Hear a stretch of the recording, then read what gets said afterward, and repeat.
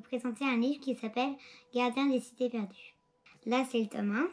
C'est l'histoire d'une petite fille qui s'appelle Sophie. Il y a deux mondes. Il y a le monde des elfes et des humains.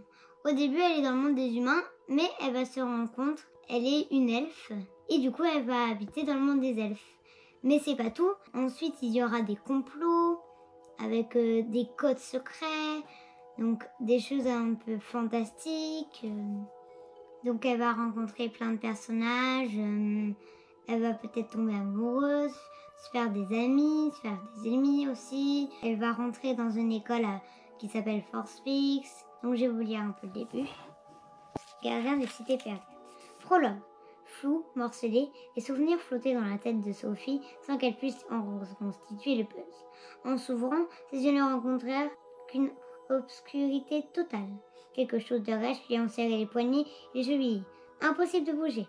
Elle fut saisie d'un froid glacial quand l'horrible évidence s'imposa à elle. Elle était prisonnière.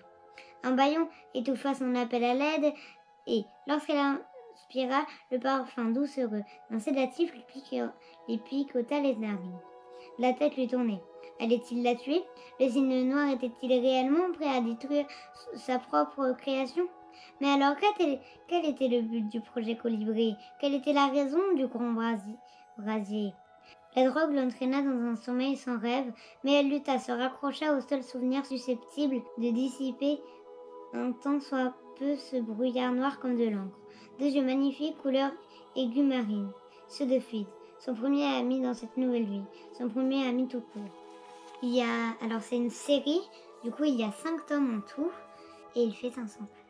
Donc Sophie, elle est télépathe, ça veut dire qu'elle peut envoyer des images d'une tête à l'autre, elle peut voir ce que les autres pensent dans leur tête, mais en fait c'est interdit de le faire aux elfes sans leur permission. Mais aux humains, elle peut très bien le faire. Donc Sophie, elle n'est pas que télépathe, elle a aussi d'autres pouvoirs un petit peu. Mais ces pouvoirs-là, je vous laisse les découvrir. À bientôt pour une prochaine vidéo.